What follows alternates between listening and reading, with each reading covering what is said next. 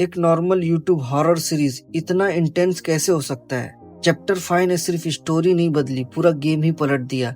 क्या आशीष का कैरेक्टर सच में विलन बन चुका है या फिर अभी भी कहानी में बड़ा ट्विस्ट बाकी है? आज हम ब्रेकडाउन करेंगे आशीष चलचलानी के एकाकी चैप्टर 5 का हर हिडन क्लू, हर ट्विस्ट और शॉकिंग एंडिंग का। एकाकी सीरीज शुरू हुई थी फिजियोलॉजिकल हॉरर वाइब के साथ, डार्क एटमॉस्फेयर, आइसोलेशन, हेलुजन और एक mysterious entity.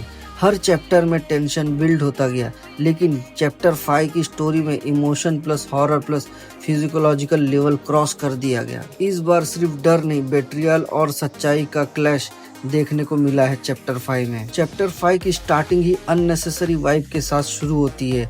Camera angle tight होता है, लाइटिंग डार्क होता है और बैकग्राउंड स्कोर और भी ज्यादा हैवी होता है। यहीं से क्लियर हो जाता है आशीष का कैरेक्टर मेंटली अनस्टेबल फेज में एंटर कर चुका है, और ये इंडिकेट करता है ये तो स्पिरिचुअल पर्सनैलिटी है या तो फिर सुपरनैचुरल प्रेजेंस। और इस पार्ट में डायलॉग काफी इंपॉर्टेंट है, एक लाइन जो शॉक कर देती है, मैं कभी अकेला नहीं था।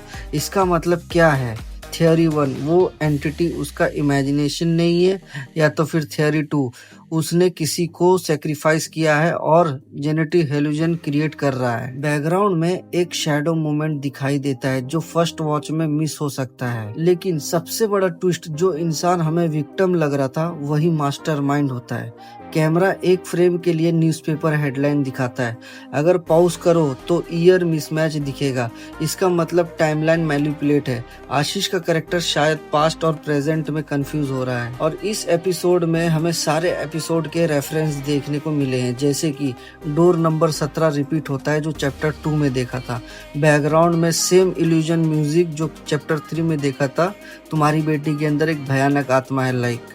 एक रेड डायरी ग्लिम्स होती है जो शायद चैप्टर 6 में मेजर रोल प्ले करेगी। ये क्लियरली प्लान यूनिवर्स लग रहा है, रैंडम नहीं है। और इस चैप्टर में प्रोडक्शन क्वालिटी काफी इम्प्रूव हुई है, लाइटिंग, सिनेमैटिक से लेके साउंड डिजाइन, थिएट्रिकल तक, और एक्शन इंटेंसिटी भी नेक्स्ट लेवल का है।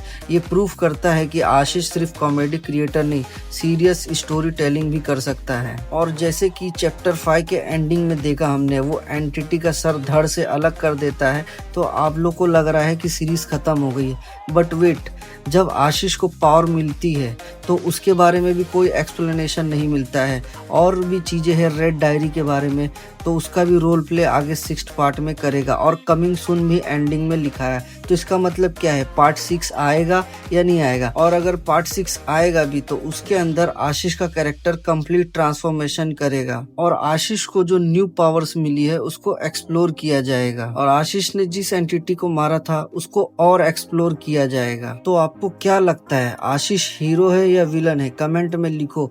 रियल मॉन्स्टर कौन है? वीडियो पसंद आई तो लाइक करो, शेयर करो और सब्सक्राइब करो फिल्मी डिकोड को, क्योंकि यहाँ मिलता है हर स्टोरी का असली सच। मैं मिलता हूँ आपसे नेक्स्ट वीडियो में। जय हिंद।